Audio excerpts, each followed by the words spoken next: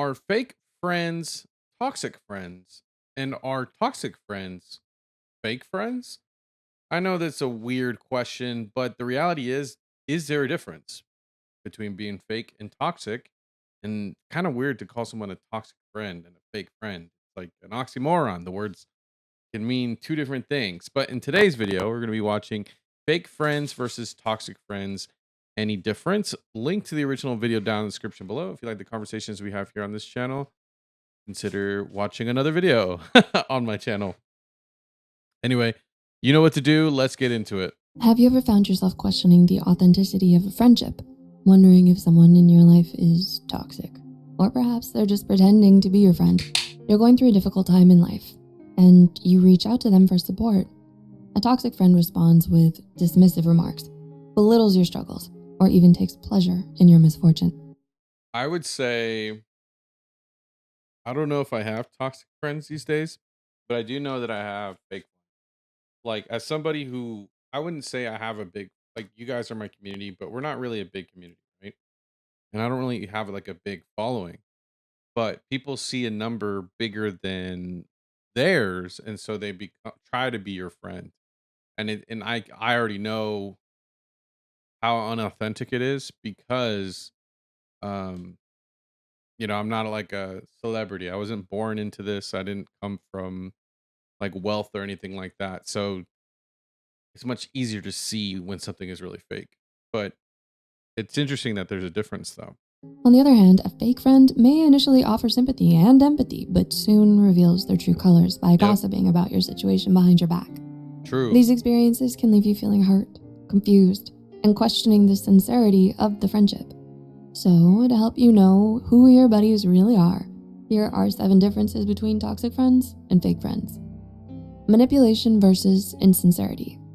Have you ever felt like Mm. someone in your life is constantly manipulating and controlling you, making you doubt your own thoughts and feelings? You're sharing your goals and dreams. You know who's making me doubt my own thoughts and feelings? My stomach. I'd be trying to lose weight. With a friend, and instead of supporting you, they're constantly undermining your confidence, Mm-hmm. discouraging you from pursuing your passion, and trying to control your decisions. Psychologist Dr. Robert Hare, an expert in psychopathy, explains that toxic friends often use manipulation tactics to gain power and control over others. Their behaviors can be subtle or overt, leaving you feeling emotionally drained and trapped. It's kind of like the dynamic. I'm surprised they used two skinny characters, but it's kind of, if you think about it, that really hot girl and then the really fat one. And it's like the skinny one uses the hot girl, the fat one, or the fit one. The hot one uses the fat girl to like boost her own ego and like always make herself feel better. Whilst this one kind of just latches on in the hopes that, I don't know why. I just seem like that whole dynamic always feels one sided. So I don't know. Be subtle or overt, leaving you feeling emotionally drained and trapped. On Yeah. the other hand, Or dependent. fake friends may not resort to manipulation tactics, but are insincere in their intentions. They may pretend to support you and your goals, but lack genuine care and concern. Their actions are driven by self-interest. But I wouldn't even say fake. It's not like it's a bad thing. It's more of like they're just being courteous because there is people that like genuinely I have nothing in common with, but I do like when I run into them, I'm like, yeah, good for you. Like, go get it. But I don't care. I got my own stuff going on. Is that insincere? Is that selfish? No, it's just we're all adults. Some of us have our own priorities. That's just how it is. And we can't be in someone else's life all the time. Rather than a genuine desire for your well-being. Lack of Mm. boundaries versus surface-level Ooh, interactions. interesting. This is a good You one. often find yourself feeling suffocated in a friendship where personal boundaries are constantly crossed. Imagine a friend who invades your privacy, disregards your personal space, and consistently oversteps their boundaries. Their actions leave you feeling uncomfortable and violated. Does this happen often? I wouldn't know. I don't have friends. No, but I mean, like, I just feel like, I don't know, maybe because I grew up in just like, again, I'm not old, but I grew up just enough to where technology wasn't everywhere for us. Like, we were it was coming into our lives. It wasn't like we weren't born into it, but it's kind of like we still told everybody everything, each other everything. We talked a lot. So it didn't feel like it was intrusion. It's more like inviting in, but I guess with everyone having devices and being able to be in their own world while on together, I guess that might be a thing. I don't know. This is actually something that I think you guys in the comments are gonna have to let me know about because I guess I don't really understand it. Um, yeah, I just don't. Not saying that I like, as in there's something wrong with me or something wrong with whoever does understand it. I just genuinely don't. I don't see where this can be. Maybe if someone can give me a better example in the comments of what this is, I think I could better understand it. But I'm just not seeing it. But again, it's not that it's wrong. Psychologist Dr. Henry Cloud, an expert in boundaries, highlights that toxic friends often have little respect for personal boundaries and consistently disregard them. In contrast, fake friends maintain surface level interactions, never truly allowing you to establish a deep and meaningful connection. Constant criticism. But is that a bad thing if if I meet people briefly a couple times, do I need to let every single person into my life? No, I don't think so. I think that's fine. Um Versus superficial flattery. Have you ever been around someone who constantly criticizes and belittles you, making you doubt your worth? Picture a friend who never misses an opportunity to criticize your appearance, abilities, or choices. Their words chip away at your self-esteem, leaving you feeling inadequate and unworthy. Psychologist Dr. Kristen Neff, an expert in self-compassion, explains that toxic friends thrive on tearing others down to boost their own ego. yeah. In contrast, fake friends shower you. That's so and that goes back to the example earlier where I was talking about you have like the hot friend and then like the really not hot friend. I can't believe that dynamic still exists, but also it's there's a saying that my parents used to say, it's like hurt people. And so typically it's just a reflection of something that's going on in their own lives. Like I remember when I was younger, I was very toxic. I was a very toxic person. Um, but it only took me because I was like, I'm gonna go full screen for this guy. I think y'all need to understand what I'm saying. Like I was very toxic as an individual, but I never understood why. And I tried to fix it, but I couldn't realize what was wrong with me until I took a step back and realized that it's not so much me, but it's the people I'm surrounding myself with. And that's why I could never fix what I needed to. And it's one of those things where like takes a lot of maturity to realize that, right? Because it's always your friends define who you are. But I was around other toxic people, and that's why I couldn't figure out why I couldn't fix my toxicity, right? I couldn't stop it until I realized that maybe I need new friends. I need to stop being around people who are constantly belittling me because then I end up belittling other people or take people take advantage of me. So then I feel like I have to take advantage of somebody um, or be manipulative. Like it's crazy because sometimes you may never know if it's just like oftentimes what I genuinely believe that the easiest solutions are usually ourselves because we control ourselves, we can solve ourselves. We can always look inward much easier. And I sometimes think the hardest solutions are the ones around us because if we're in the thick of it, it's really hard to see it. So not to say that I wasn't perfect, but my solution ended up being my environment and my friends, not so much me. That's why now I'm a much better person, much more mature, because I ended up separating and I could actually see clearly what I needed to fix. So something to think about. Others down to boost their own ego. In contrast, fake friends shower you with superficial flattery and compliments, but it's clear that their words lack depth and sincerity. I do this a lot, but also it's because just like I just work and make videos at this point. I don't really have time to be social really. It's kind of depressing, but I'm just in a point in my life where I want to pay off all my student loans, all my debt, so that when I travel, I can do it with a good conscience. Draining versus disengaged. Have you ever noticed that being around certain people can leave you feeling emotionally drained and exhausted? Imagine spending Mm. time with a friend who constantly demands your attention, time, and energy.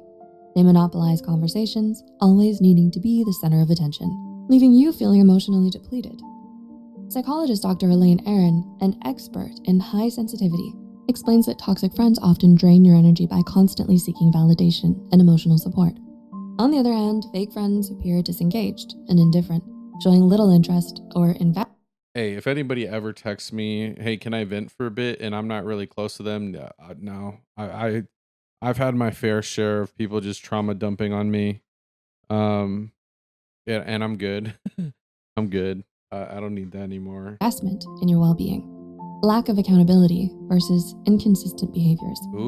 Have you ever Ooh. had a friend who never takes responsibility for their actions? Someone who constantly shifts blame onto others? Picture a friend who consistently avoids accountability, making excuses for their hurtful behavior and refusing to acknowledge their mistakes. They never apologize or take ownership of their actions. Psychologist Dr. George Simon, an expert in manipulation and toxic behaviors, highlights that toxic friends often exhibit a lack of accountability, unwilling to admit their faults or make amends. In contrast, But do friends really do that though? Like, I don't know. Like, maybe I'm just so maybe I haven't had good experiences with friends, but I feel like if they're just really not being accountable around you, I feel like that's just a recipe for disaster where I would cut people off like that really quick. So I don't know. That's kind of crazy. fake friends display inconsistent behaviors, constantly changing their attitudes and actions to suit their own agenda. If you found this helpful, be sure to like this video and subscribe to the channel. Yeah, subscribe to them. Now let's move on to the next point. One-sided relationship versus fair weather friendships. Fair Have you ever weather. felt like you're the one putting all the effort into a Oh my friendship, god, yeah. while the other person only shows up when it's convenient for them?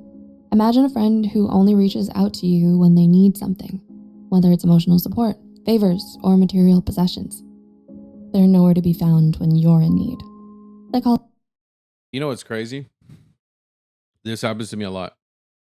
So as somebody who has like creator friends, um, I have life friends, like real life friends that I've had for years. But then as somebody who lives in Seattle, as if you watch my channel, I have videos where I hang out with like these Twitch sponsored events where I hang out with other streamers and stuff. And I meet people there, which are content creators.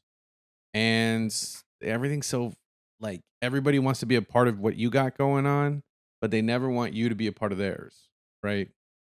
And so it's like, or they want you to basically initiate everything because they don't want to put in the work.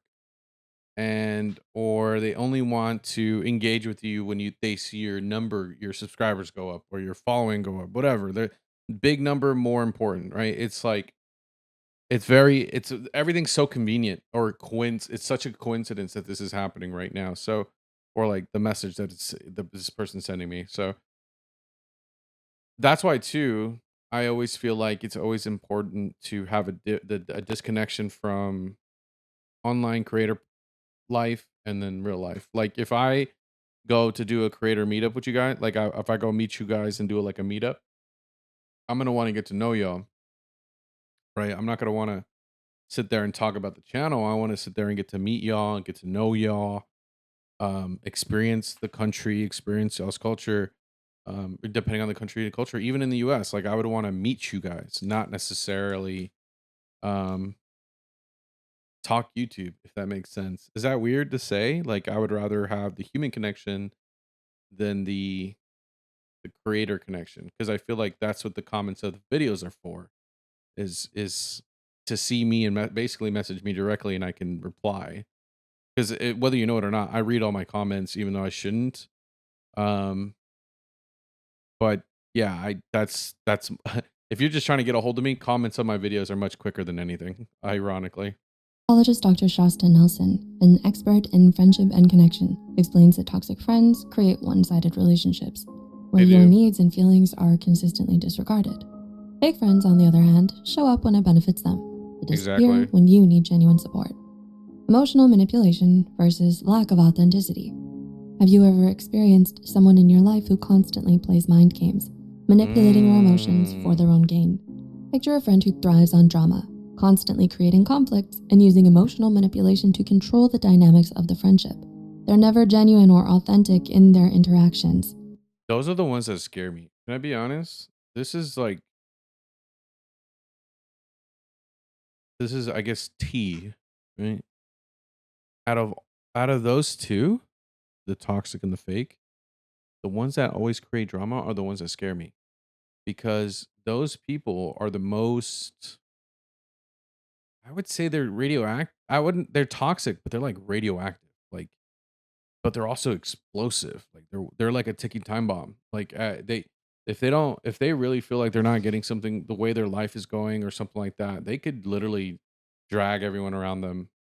So just letting you know, like for me personally, those are the ones that scare me the most. I don't know about you. You gotta let me know in the comments. Psychologist Dr. Martha Stout, an expert in manipulation and deception, explains that toxic friends often employ emotional manipulation tactics to maintain power or control over others. In contrast, fake friends lack authenticity, always wearing a mask and never showing their true selves. Do you recognize any of these patterns in your own relationships? If so, remember that identifying toxic and fake friends is an important step towards building. It is. I mean, that's probably the hardest part is being able to identify it. But I will say this. I'll put this as the pinned comment so you'll know. Which one's worse? Because I said that the ones that scare me are the toxic ones that are like seek drama and are very explosive. Those fear me the most. But for some people who maybe, let's say I'm trying to see the other side of the coin here. I'm trying to see the other side of, I don't want to just be one sided on this. So I want to see the other side.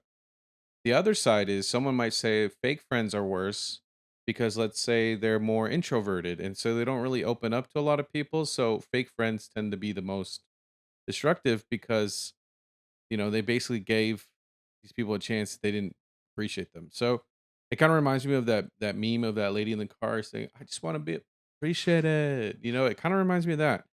I don't know. Let me know into the comments what you think about all this. Pin comment's gonna be which one's worse. Anyway, love you guys. Check out the next one. Bye bye. Peace. This video is brought to you actually by viewers like you. Thank you so much for subscribing and being part of my journey and allowing me to be a part of yours. Let's create new memories this 2025 on our road to 1,000,000 subscribers. And with all that jazz out of the way, I just want to say thank you so much. I love y'all and enjoy the video.